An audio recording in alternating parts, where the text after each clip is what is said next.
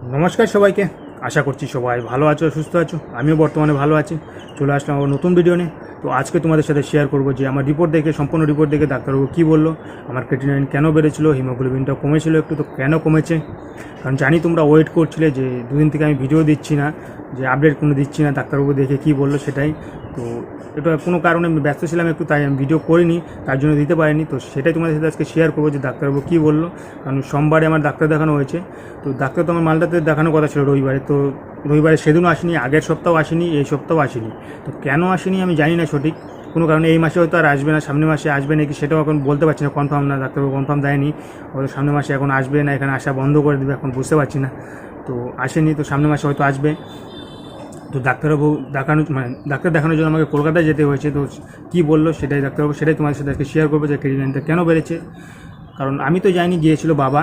তো আর কারণ আমি হুট করে যাওয়াটা সম্ভব না, কারণ এমনি তো দরকার নেই। আর আমি এখানে বাইরে থেকে হয়ে গেছে, কারণ ওখানে বাবা গিয়েছে, ডাক্তার দেখিয়েছে, ডাক্তার দেখিয়ে তোমার গিয়ে কেশবশীল স্যারকে দেখিয়েছি। আর হ্যাঁ, বলে রাখি তোমাদেরকে, আপডেট দিয়ে রাখি, কেশবশীল স্যারকে এখন দেখালে দেখছি 1100 টাকা করে লাগছে।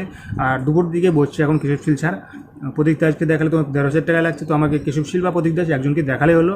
তো আমি কেশবশীল স্যারকে দিয়ে দেখিয়েছিলাম, কারণ প্রতীক দাসের সাথে মানে ফোনে কথা বলাটাও একটু মুশকিল হয়ে যাবে। তো ওখানে কেশবশীল স্যার ওখানে গিয়েছিল, বাবা দেখিয়েছিল, ওখান থেকে আমাকে ফোন করেছিল। কারণ বাবা তো সবটা বলতে পারবে না, অতটা বুঝে না, কিছু বললেও জিজ্ঞাসাও করতে পারবে না। তার জন্য আমি বাইরে থেকে ডাক্তারবাবুর সাথে ফোনে কথা বলেছি, ফোনে কথা বলে সম্পূর্ণটা শুনেছি।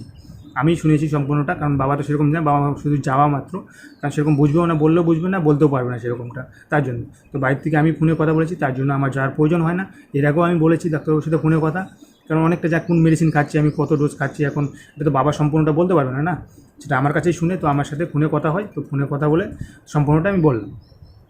তো সেটাই যে মানে মেন টপিক যেটা মানে ক্রিয়েটিনিন কেন বেড়েছে সেটাই আমি জিজ্ঞাসা করলাম। যে তো বললো যে তোমার টেনশন তো হয় সবার না, ক্রিয়েটিনিন বেড়ে গেলে তোমার 1.36 হয়ে গেছে হুট করে, তো একটু টেনশন হয়, সেটাই বললাম। তো বললো টেনশনের কারণ নেই। আমার দেখলো যে মেডিসিনটা মানে ট্যাক্রোমাসটা আমার টু মানে অনেক দিন থেকেই চলছে, সেই তোমার জানুয়ারি 20 তারিখ থেকে শুরু হয়েছে।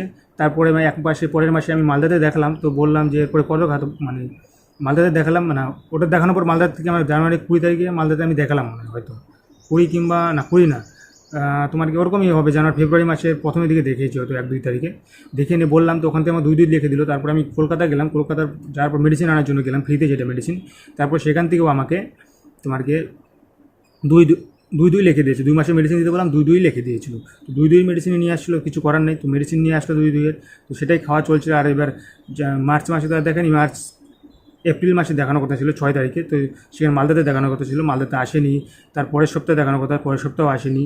তো 2 চলছে আমার মেডিসিন। কী করবো, নিজের ইচ্ছে তো আর কমানো যাবে না, ডাক্তার না দেখি। এটা তো কাউকে বলবো না যে নিজের ইচ্ছে ওটা কখনো, মানে নিজে নিজে করো না, ডাক্তার যেটা বলো সেভাবেই ছিল। তো 2 চলছিল। তো তার জন্য আমাকে এখানে আসার কথা 13 তারিখে, সেটাও আসেনি। তো বাধ্য হয়ে ক্রিয়েটিনিন এবার বেড়ে গেছে, তো বাধ্য হয়ে আমাকে কলকাতা যেতে হলো। তো বাবাকে আমি কলকাতা পাঠালাম। তো কলকাতা পাঠিয়ে ওখান থেকে ফোনে বললাম যেরকম, তো বললো অনেক দিন তো চলছে, সেটাই আমাকে মেডিসিনের ডোজটা কমিয়ে দিল। আমার এখন করলো 2 আর 1.5 করে দিল, সেটা 1 মাস কন্টিনিউ করতে বলো, তারপরে 1.5 খেতে বললো।